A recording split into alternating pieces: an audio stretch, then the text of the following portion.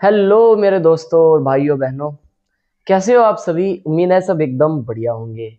स्वागत है आपका फिर से हमारे आज के इस नए लेक्चर में। और ये केमिस्ट्री के जो क्लास 12 की केमिस्ट्री है उसका चैप्टर नंबर 3 का आज लेक्चर नंबर 5 है। पिछले लेक्चर में लाइट चली गई थी बीच में, तो हमारा एक टॉपिक रह गया था अभिक्रिया की कोटि और आणविकता में अंतर। फटाफट से उस टॉपिक को खत्म कर देते। तो चलिए, सबसे पहला टॉपिक है, आप कॉपी पेन ले लीजिए और हेडिंग डालिए अभिक्रिया की कोटि तथा आणविकता में अंतर। और पेज के दो हिस्से करिए, जिसमें एक तरफ आप लिखोगे कोटि और एक तरफ आप लिखोगे आणविकता। आणविकता, ठीक है। जो जो चीजें मैंने आपको कल बताई थी उसी के आधार पर सारी चीजें एक्सप्लेन करूंगा। जैसे सबसे पहले मैंने बताया था कोटि का मतलब क्या था कि सर ये अभिकारक के वे अणु हैं जो अभिक्रिया की दर को प्रभावित कर रहे थे, ठीक है ना। तो कोटि में हम क्या लिखेंगे? अभिकारक के वे अणु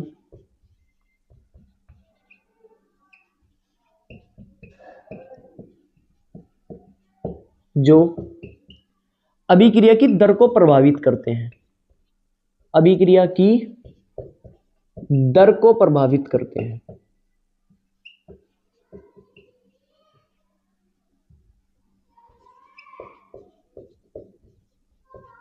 कोटि कहलाते हैं।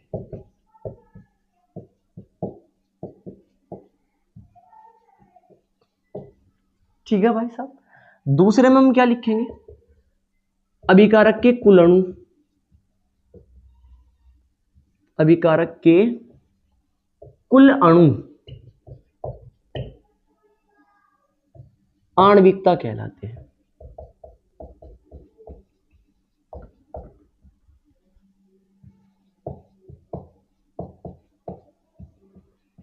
पहली चीज क्लियर हुई। पहली तो डेफिनेशन से हमने लिख दी। दूसरा मैंने आपको बताया था कि जो कोटि है ना वो एक प्रयोगात्मक मान है ना, जो लैब में टेस्ट किया जाता है। और आणविकता कैसा है? एक सैद्धांतिक मान है जिसे हम देख के बता सकते हैं कि इसकी आणविकता इतनी होगी, ठीक है।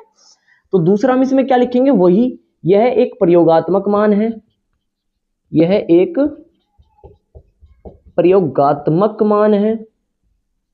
और ये पेपर में काफी ज्यादा पूछा जाता है भाई। पेपर के अंदर यूपी बोर्ड या बिहार बोर्ड का कोई सा भी पेपर हो, सबसे ज्यादा पूछा जाता है ये वाला टॉपिक, ठीक है ना, बहुत बार पूछा जाता है। इसमें क्या लिखेंगे? यह एक सैद्धांतिक मान है। सैद्धांतिक मतलब थ्योरेटिकल।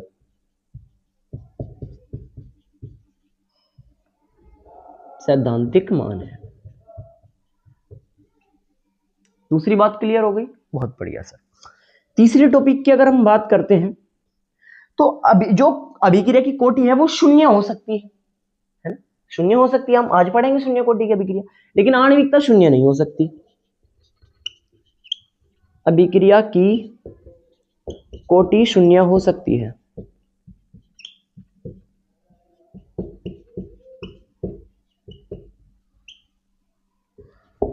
आणविकता शून्य नहीं होती।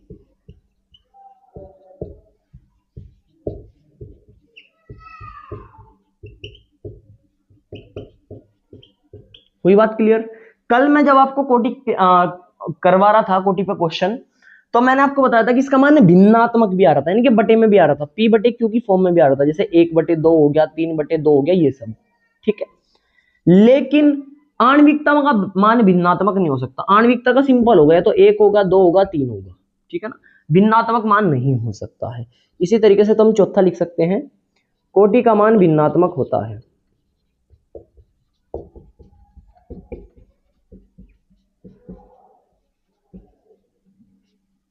कोटि का मान भिन्नात्मक होता है।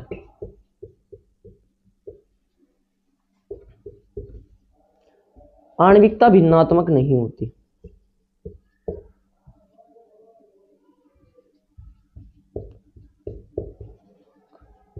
यानी कि पूर्णांक होती है, ऐसे आप लिख सकते हो। पूर्णांक मतलब एक होल नंबर, एक पूरा नंबर होती है, 1 2 ऐसे करके, ठीक है ना। भिन्न में नहीं हो सकती है। आई बात समझ में? आई बात समझ में? बहुत बढ़िया। जैसे अगर पांचवा आप लिखना चाहो तो पांचवे में डायरेक्ट आप एग्जाम्पल लिख सकते हो। कैसा? कि मेरे पास मान लो, कैसे मैं आपको लिखूं, हाँ, C12H22O11 है, इसका हम जल अपघटन करा रहे, ठीक है, और ये ग्लूकोज और फ्रक्टोज में टूट गया, C6H12O6 प्लस में C6H12O6, ठीक है ना। ये एग्जांपल है। इसमें अगर कोटि देखी जावे बेटा तो इस अभिक्रिया की कोटि 1 है। मैंने आपको क्या बताया, कोटि प्रयोगात्मक मान है, लैब में टेस्ट करा जाता है। तो ये अभिक्रिया हमने लैब में टेस्ट की हुई है, इसकी कोटि 1 होती है, ठीक है ना।